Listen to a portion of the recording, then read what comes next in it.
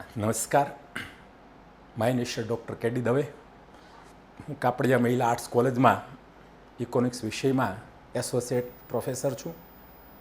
છેલ્લા 27 વર્ષ કરતાં પણ વધારે સમયથી આ કોલેજમાં અધ્યાપન કાર્ય સાથે જોડાયેલો છું. મારી બાજુમાં મારા ધર્મપત્ની અસ્મિતા દવે છે. એ પણ મારા ફિલ્ડ વર્કમાં અને મારા બાળકોના જે શૈક્ષણિક કામગીરી છે, શૈક્ષણિક પ્રવૃત્તિ છે, એમાં હોલ હાર્ટેડ ઇન્વોલ્વમેન્ટ છે.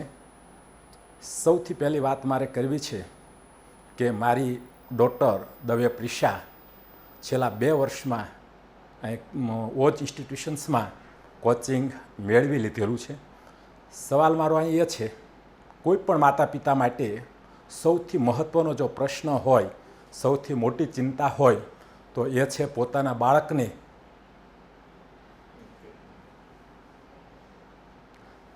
પોતાના બાળકની કેરિયરની ચિંતા સૌ માતા પિતાને હોય છે. એમાંનો પણ હું એક છું.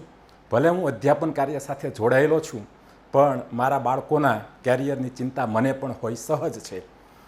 આવા સમયે હું માનું છું, મારા એટલા અનુભવને આધારે હું ચોક્કસ માનું છું કે કોઈ બાળક જન્મથી હોશિયાર નથી કે જન્મથી બાળક ઠોઠ નથી. દરેક બાળકમાં કોઈક ને કોઈક પ્રકારની સ્કિલ હોય છે.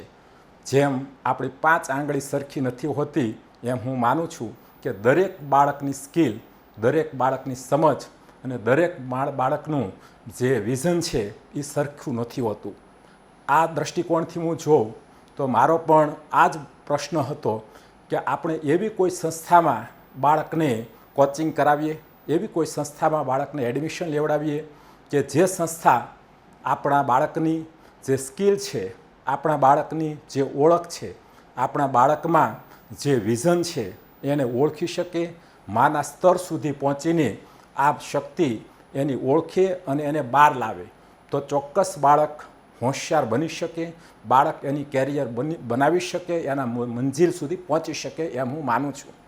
જ્યારે મારી આવી સમસ્યા હતી, જ્યારે હું આવી કોઈ ઇન્સ્ટિટ્યુશન્સ કે સંસ્થાની શોધમાં હતો, એવા જ સમયે મારો જે સન છે એમણે પેપરમાં, ન્યૂઝપેપરમાં એક ઓચ ઇન્સ્ટિટ્યુશન્સની એડવર્ટાઇઝમેન્ટ મને બતાવી. પહેલી વાર તો મેં એને બહુ ધ્યાનમાં ના લીધું, પણ બીજી વખત પણ આ જ એડવર્ટાઇઝમેન્ટ આવી. મારા બાળકે મને આ એડવર્ટાઇઝમેન્ટ બતાવી, પપ્પા મને આમાં રસ પડે છે.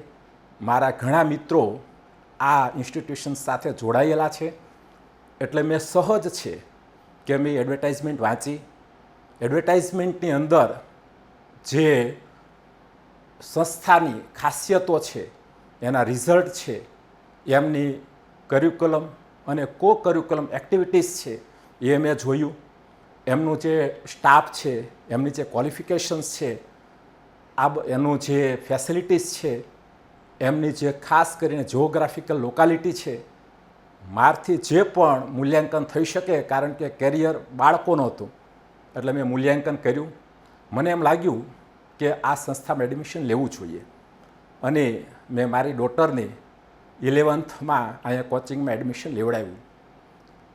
એડમિશન કર્યા પછી 2 વર્ષનો કોર્સ પૂરો કર્યા પછી, નીટનું રિઝલ્ટ આવ્યા પછી, બોર્ડનું રિઝલ્ટ આવ્યા પછી મને એમ લાગ્યું કે મેં જે અપેક્ષાઓ સાથે એડમિશન લીધું હતું એમાં અમે સફળ ગયા હોઈએ એવું મને લાગ્યું. મારી ડોટર પ્રિશાએ બોર્ડમાં પણ બહુ બેસ્ટ પરફોર્મ કર્યું છે. હું આ સંસ્થાને એપ્રિશિએટ કરું છું. એટલું જ નહીં, નીટમાં પણ જે હું મેન્ટલી એક સ્કોર નક્કી કરતો હતો કે આવો સ્કોર બાળકને આવે તો શ્રેષ્ઠ જ ગણાય. દરેક માતા પિતાની અપેક્ષા 720માંથી 720 પહોંચવાની હોય, પણ હું એક શિક્ષક છું. મને ખબર છે કે ત્યાં ન પહોંચી શકાય, પણ જો મારા ટાર્ગેટ સુધી પહોંચી શકાય તો પણ આ સંસ્થા મારા બાળકને જે દિશામાં મારે મોકલવું છે ત્યાં સફળ ગઈ એમ હું માનું છું. પ્રિશાએ 640નો સ્કોર કર્યો, પણ એક ક્વેશ્ચનને કારણે એમને આજે 635નો ફાઇનલ સ્કોર છે. અમારું જે લક્ષ્ય હતું કે MBBSમાં એમને એડમિશન મળે, અને આજે MBBSમાં એમનું એડમિશન કન્ફર્મ થઈ ગયું છે. અને મોરબી મેડિકલ કોલેજમાં અમે વિચારી રહ્યા છીએ, હજી ત્રીજો રાઉન્ડ આવવાનો છે. ફાઇનલ જે થશે તે હું અમારા માનની નીરોભાઈને જાણ કરીશ કે ડૉક્ટરને અહીંયા અમારું ફાઇનલ એડમિશન થયું છે, પણ આજે મોરબીમાં એનું એડમિશન થયું છે. અમે ખૂબ ગૌરવ અનુભવીએ છીએ. અમારા બાળકની આવી શ્રેષ્ઠ કેરિયર બની છે, એટલે હું એમાં આ સંસ્થાનો બહુ મોટો યોગદાન, બહુ મોટો ફાળો ગણું છું.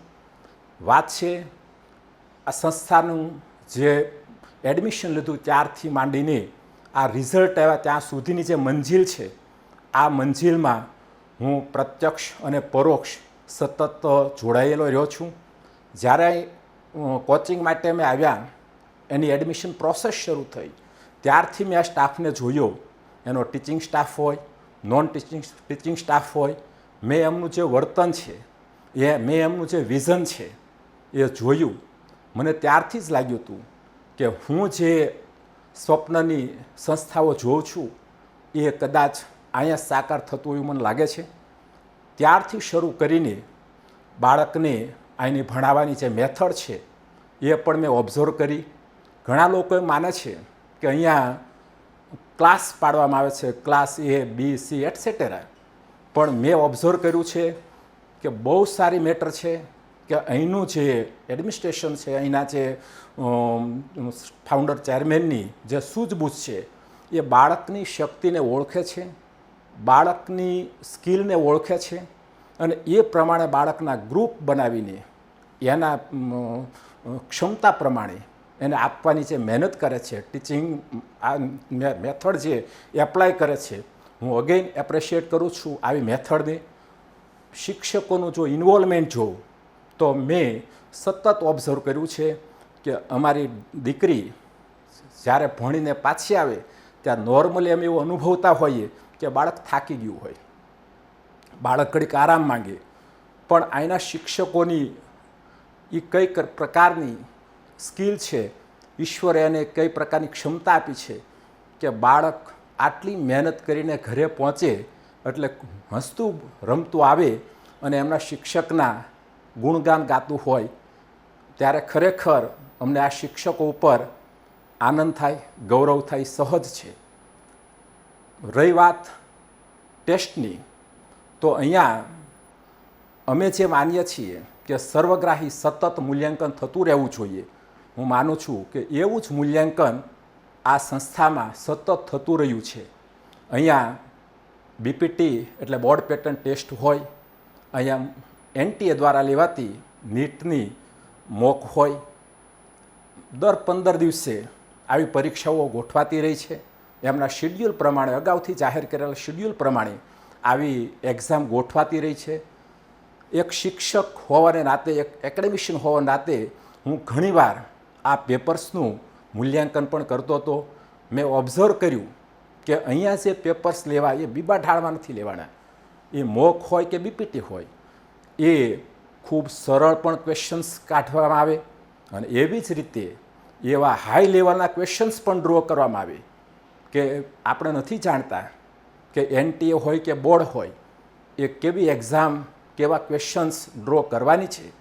કોઈ પણ પ્રકારના ક્વેશ્ચન્સ પૂછાય, જો બાળકે આ ટેસ્ટમાં દિલથી જો મહેનત કરીને સ્કોર કર્યો હોય તો બોર્ડમાં કે નીટમાં એમનો સ્કોર નીચો ના જ રહે, અને એ પણ અમારા આ પરિણામોએ સાબિત કરી આપ્યું છે. એટલે હું આ સંસ્થામાં લેવાતી જે ટેસ્ટ છે એની પેટર્નને પણ એપ્રિશિએટ કરું છું, બિરદાવું છું. મને નથી લાગતું કે આમાં કોઈ બદલાવ કરવો જોઈએ. આ સંસ્થામાં રહી વાત એટેન્ડન્સની, બહુ મહત્ત્વની વાત છે. આજે કોઈ પણ પેરેન્ટ્સ માટે જો ચિંતાનો વિષય હોય તો આપણે જાણીએ છીએ બાળકોની સંસ્થામાં કઈ પ્રકારની હાજરી હશે. ઘણીવાર એવું બને કે બાળક સંસ્થામાં જાઉં છું કહીને નીકળ્યો હોય અને મિત્રો સાથે ક્યાંક ફરવા પણ જતો રહ્યો હોય. આવા સમયે આ સંસ્થામાં જે બાયોમેટ્રિક એટેન્ડન્સની સિસ્ટમ છે, બહુ સારી વાત છે. ઘણી વખત અમારું બાળક પણ આવી રીતે એબસન્ટ રહ્યું હશે ત્યારે મને બાય ટેલિફોન જાણ કરવામાં આવી છે. એટલું નહીં, હું તો એ વાતની ખાસ નોંધ લઉં છું કે ઘણીવાર મેં પહેલો કોલ રિસીવ ના કર્યો હોય તો તરત જ બીજો કોલ આવે, એ પણ બાય ચાન્સ ના રિસીવ થયો તો ત્રીજો કોલ આવે. જ્યાં સુધી બાળકનું કન્ફર્મેશન ન થાય ત્યાં સુધી આ એમનો તાલીમબદ્ધ સ્ટાફ છે એ જે કમિટમેન્ટથી કામ કરે છે, હું આ વાતને પણ બિરદાવું છું. આ સંસ્થામાં ઘણી બધી એવી બાબતો છે, પણ એટલી બધી બાબતો કદાચ આજે હું શેર નહીં કરી શકું. પણ ઉપરાંતની વાતો જો કરીએ તો અહીંયા પેરેન્ટ ટીચર્સ મિટિંગની વાત આવે. હું જાણું છું કે અહીંયા 2 પ્રકારની મિટિંગ્સ મેં એટેન્ડ કરી છે. મિટિંગ ઘણી વખત પણ ક્યારેક જોઈન્ટ મિટિંગ હોય છે, તો ક્યારેક વ્યક્તિગત ટીચર્સ, પેરેન્ટ્સ અને બાળક. અને આ મિટિંગની અંદર પણ જે બાળકોને વિઝન આપવામાં આવે, તમે શું શું કરી શકશો, આ કોર્સ લીધા પછી, આટલું મેરિટ બનાવ્યા પછી તમે શું કરી શકશો, એના જે વિઝન આપવામાં આવે છે, ખરેખર મને આનંદ થાય છે કે આ પ્રકારે બાળકને એક મોટિવેશન આપવામાં આવે. જ્યારે પેરેન્ટ્સ સાથે મિટિંગ ગોઠવાય ત્યારે અમારા બાળકમાં શું ખામી છે, બાળકમાં શું ખૂબી છે, બાળકને હજી વધુ ઇમ્પ્રુવમેન્ટ કરવું, તો પેરેન્ટ્સ તરીકે તમે શું કરશો. આ જે બાબતો છે, ઘણીવાર એક શિક્ષિત માતા પિતા હોવા છતાંય કદાચ અમારામાંથી આ છૂટી જતું હોય કે બાળકની કેરિયરમાં તો અમારે પણ આ રોલ પ્લે કરવો જોઈએ. તો આ સંસ્થામાંથી એવી ઘણી બાબતો છે કે પેરેન્ટ્સ તરીકે અમારે શું રોલ પ્લે કરવો જોઈએ એની અમને અહીંયા જાણકારી આપવામાં આવી. ખરેખર આ વાતને પણ હું બિરદાવું છું. અહીંની રહી વાત એસેમ્બલીની, અહીંયા બીપીટી, મોક ટેસ્ટ વગેરે સમયાંતરે ગોઠવાતી રહી છે, જે મેં આગળ વાત કરી છે એ પ્રમાણે. પણ એમાંથી જે નોંધ લેવા જેવી બાબતો મને લાગી એ છે કે એમાં જે રેન્કર્સ છે, જે ટોપ 10 આવે છે, અથવા તો સંસ્થાના નિયમો પ્રમાણે જે રેન્કર્સ આવે છે, એમને ખાસ બિરદાવવામાં આવે છે એસેમ્બલીની અંદર. મેં જોયું છે કે અમારું બાળક પણ આ એસેમ્બલીમાં ઘણીવાર સન્માની બન્યું છે. અને આ સન્માન મળવાથી સંસ્થાને શું એ પછીની વાત છે, પણ આ સન્માન મળે એટલે બાળકમાં જેમ મોબાઈલમાં આપણે બેટરી ચાર્જ થાય એમ બાળક જે ચાર્જ થાય છે અને બાળકને ભણવામાં જે રસ પેદા થાય છે, જે વિઝન બનાવે છે, એ મને લાગે છે કે એ આવી એસેમ્બલીઓને કારણે જ હોઈ શકે. આ ઉપરાંત આ સંસ્થાએ ઘણીવાર અમે એક પેરેન્ટ્સ તરીકે કોઈ રજૂઆત કરી હોય તો એક પણ વાર એવો કેસ નથી બન્યો કે અમને સંતોષકારક જવાબ ન મળ્યો હોય. મારે આ 2 વર્ષના અનુભવમાં જે મને કોઈ અહીંથી આવા અનુભવ થયો એમાંનો એક અનુભવ પણ મારે શેર કરવો છે કે મારી બેબી જ્યારે અહીં ભણતી હતી અને મારી એવી માંગણી હતી કે મારી બેબી એમના ક્લાસમાં ક્યાં રેન્ક ઉપર આવે એ મને સાહેબ તમે વિગત આપો. સંસ્થામાં તો એ સગવડતા હતી જ, હું સ્વીકારું છું, પણ અમે લોગિન નહોતા થયેલા એપમાં અને એને કારણે મને આ માહિતી નહોતી મળતી. મેં અહીંના માનની નીરવભાઈને વાત કરી. નીરવભાઈ, મને આનંદ થાય, એક જ દિવસમાં એ ફોલોઅપ લીધું. ફોલોઅપ લીધું એટલું નહીં, મારી જે માંગણી હતી એ પ્રમાણે મને સગવડતા મળી ગઈ, એટલે મારી બેબીનું રિઝલ્ટ શું છે એ હું જાણી શકું. અને એટલું જ નહીં, આવી સારી, આવી મોટી જવાબદારી સંભાળતો હોવા છતાંય એમણે મને પર્સનલી ફોન કર્યો કે સાહેબ હવે તમે જુઓ તો તમે જે કહો છો એ આ વિગત છે. મને આનંદ થાય કે આટલું ઝડપથી આવી મોટી જવાબદારી સંભાળતા વ્યક્તિ અમારા પ્રશ્નોનું નિરાકરણ લાવતા હોય, આનાથી મોટું મારા માટે કોઈ ગૌરવ નહોતું. આ સંસ્થામાં મારે બીજી વાત એ પણ કરવી જોઈએ કે અહીંના જે શિક્ષકો છે એ જ્યારે ભણાવતા હોય છે અથવા તો એની એક્ટિવિટીઝ જ્યારે કરતા હોય ત્યારે મોટાભાગે બાળકને નામજોગ ઓળખે છે. હું જાણું છું કે બાળકને માત્ર નામથી બોલાવો છો ત્યારે બાળકને કેટલું આનંદ થતો હોય છે એટલું નહીં, બાળકને પોતાની જવાબદારી સમજાતી હોય છે કે આ શિક્ષક મને નામથી ઓળખે છે, જો મારું પરફોર્મન્સ નબળું રહેશે તો શું. મારે અહીં કહેવાનો અર્થ એટલો છે કે અહીંના જે તાલીમ પામેલા સજ્જ જે શિક્ષકગણ છે એ બાળકો સાથે માના સ્તર સુધી પહોંચે છે, બાળકને નામથી ઓળખે છે, બાળકની ખૂબી અને ખામી વ્યક્તિગત જાણે છે અને એને સોલ્વ કરવા પ્રયત્ન કરે છે. અહીંની જે મેં ડાઉટ સિસ્ટમ, વિદ્યાર્થીને ભણતા ભણતા જે ડાઉટ ઊભા થાય એની જે સિસ્ટમ સંસ્થામાં ઊભી કરવામાં આવી છે, દાદ માંગી લે તેવી સિસ્ટમ છે.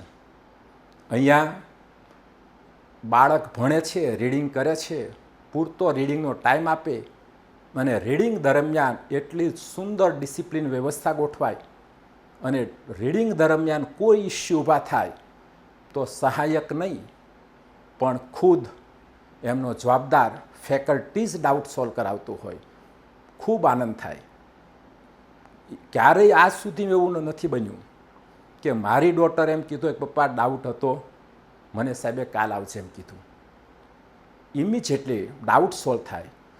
પરાકાષ્ઠા તો ત્યાં છે કે ઘરે આવી ગયા પછી બાળક વાંચતું હોય, વાંચતા વાંચતા ડાઉટ થાય તો હું ના પાડું તેમ છતાં પણ બાળક એમના ટીચરને બાય મોબાઈલ યા વોટ્સઅપ દ્વારા પોતાનું જે ડિફિકલ્ટી છે એ ડાઉટ સેન્ડ કરે અને ગૌરવ સાથે કહેવું પડે કે મેં ઘણીવાર જોયું છે કે વિધિન હાફ યર્સ એ ડાઉટ ઓનલાઈન સોલ્વ થઈને મોકલી દે. આટલી સારી સગવડતા મેં બહુ ઓછી સંસ્થામાં જોઈ છે. છેલ્લી વાત મારી કરીને પૂરી કરું. જ્યારે એક્ઝામ સિઝન ચાલતી હોય, પરીક્ષાઓ નજીક આવે ત્યારે અહીંનો જે ડેડિકેટેડ સ્ટાફ છે એ બાળકને ઘરે આવીને બિરદાવે, ઘરે આવીને કાઉન્સેલિંગ કરે, ઘરે આવીને કઈ કઈ બાબતો પરીક્ષામાં ધ્યાન રાખવા જેવી છે, તારામાં શું ખૂટે છે અને તારી પાસે શું છે એની બાળકને ઘરે આવીને માહિતી આપે અને બાળકને મોટિવેટ કરે. આનાથી વિશેષ મારી દૃષ્ટિએ એક પેરેન્ટ્સ તરીકે કોઈ અપેક્ષા હોય જ ના શકે. અને આવી સરસ એકેડેમિક એક્ટિવિટી આ સંસ્થા દ્વારા થઈ રહી છે. હું આ સંસ્થાને બિરદાવું છું. આ સંસ્થા આવનારા સમયમાં એ સ્તરે પહોંચે કે અમને અને અમારા બાળકને એવો કહેવાનો મોકો મળે કે અમે આ એ રાષ્ટ્રીય લેવલ કે આંતરરાષ્ટ્રીય લેવલની સંસ્થા છે કે જેમાં અમે ભણતા હતા, કે જેમાં મારું બાળક ભણતું હતું, એવા સ્તર સુધી આ સંસ્થા પહોંચે. ભાવનગરનું નામ ગુજરાતમાં નહીં પણ સમગ્ર ભારતમાં અને વિશ્વ લેવલે રોશન કરે એવી શુભેચ્છાઓ સાથે હું મારા વક્તવ્યને વિરામ આપું છું.